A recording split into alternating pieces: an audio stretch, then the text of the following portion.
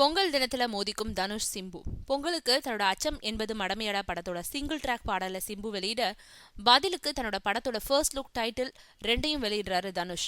கௌதம் மேனன் இயக்கத்துல சிம்பு நடிச்சிருக்கும் அச்சம் என்பது மடமையடா ட்ரெய்லர் கடந்த புத்தாண்டு அன்னைக்கு வெளியாகி பெரும் வரவேற்பை பெற்றுட்டு இருக்கு.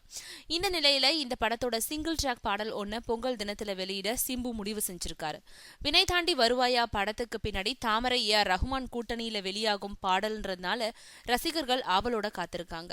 இந்த நிலையில பிரபு சாலமன் இயக்கத்துல தான் நடிச்சிருக்கும் படத்தோட டைட்டில் மற்றும் ஃபர்ஸ்ட் லுக் இரண்டையும் பொங்கல் அன்னைக்கு வெளியிட தனுஷ் முடிவு செஞ்சிருக்கிறதா சொல்றாங்க.